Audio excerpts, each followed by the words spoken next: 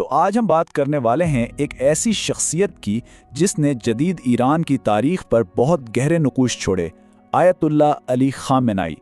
یہ بات بالکل صاف کر دیتی ہے کہ علی خامنائی کی تاریخی اہمیت کیا ہے۔ وہ صرف ایران کے سپریم لیڈر ہی نہیں تھے، بلکہ ملک کی پوری اندرونی اور بیرونی سیاست کا مرکز بھی تھے۔ تو آئیے اس سفر کو شروع سے دیکھتے ہیں۔ ان کا اقتدار تک پہنچنے کا جو سفر ہے وہ دراصل اسلامی انقلاب سے ہی شروع ہوتا ہے۔ اسی انقلاب نے انہیں ایران کے سیاسی منظرنامے پر ایک اہم شخصیت کے طور پر متعارف کرایا۔ تو دیکھیے، ان کی زندگی کے جو اہم موڑ ہیں وہ یہ بتاتے ہیں کہ کیسے ایک مذہبی تعلیم سے شروعات ہوئی، پھر انقلاب میں ایک مرکزی کردار ادا کیا اور اس کے بعد صدارت کے عہدے سے ہوتے ہوئے وہ ملک کے سب سے طاقتور منصب تک پہنچے۔ تو سوال یہ ہے کہ یہ سپریم لیڈر کا عہدہ آخر ہے کیا؟ مطلب اسی منصب نے تو انہیں 3 دہائیوں سے بھی زیادہ تک اتنی طاقت دی۔ یعنی اس تعریف کا سیدھا سیدھا مطلب یہ ہے کہ یہ کوئی رسمی عہدہ نہیں ہے، بلکہ ریاست کے ہر بڑے اور اہم فیصلے پر سپریم لیڈر کی حتمی منظوری ضروری ہوتی ہے۔ اور یہاں سب سے اہم بات یہ ہے کہ ان کا کنٹرول صرف حکومت تک ہی نہیں تھا، فوج، عدلیہ اور جتنی بھی سیکیورٹی ایجنسیاں تھیں وہ سب براہ راست ان کے انڈر کام کرتی تھیں۔ اس سے آپ اندازہ لگا سکتے ہیں کہ ان کی طاقت کا دائرہ کتنا وسیع تھا۔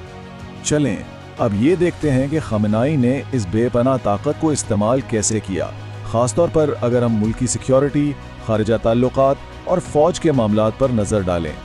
ان کے دور کی ایک بہت بڑی پہچان تھی پاسداران انقلاب یعنی IRGC کو مضبوط کرنا، اور یہ ادارہ صرف ایک فوجی قوت نہیں رہا، بلکہ آپ دیکھیں تعمیرات اور ٹیلی کام جیسے بڑے بڑے معاشی شعبوں پر بھی کنٹرول حاصل کر لیا۔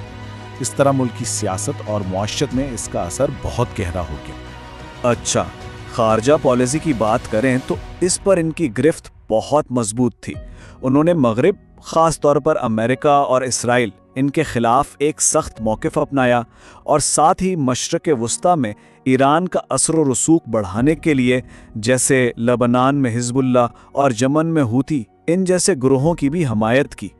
اتنے لمبے دور حکومت میں ظاہر ہے اندرونی چیلنجز بھی آئے، اور ان میں سب سے بڑے تھے عوامی احتجاج کی لہریں، چاہے وہ 2009 کی گرین موومنٹ ہو یا پھر 2022 کی زندگی آزادی تحریک۔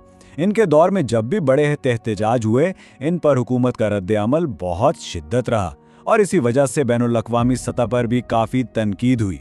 تو اب آخر میں بات کرتے ہیں ان کے طویل دور حکومت کے اختتام کی اور اس میراث کی جو وہ پیچھے چھوڑ گئے۔ 37 سال یہ صرف ایک نمبر نہیں ہے، یہ وہ طویل عرصہ ہے جس میں ان کی پالیسیوں نے ایران کے ہر ایک شعبے پر گہرے، بہت گہرے اثرات چھوڑے ہیں۔ اور پھر ان کی موت نے ایران میں ایک پورے دور کا خاتمہ کر دیا اور ملک کو ایک ایسے سیاسی موڑ پر لا کھڑا کیا جہاں سے آگے کا راستہ کافی غیر یقینی نظر آتا ہے۔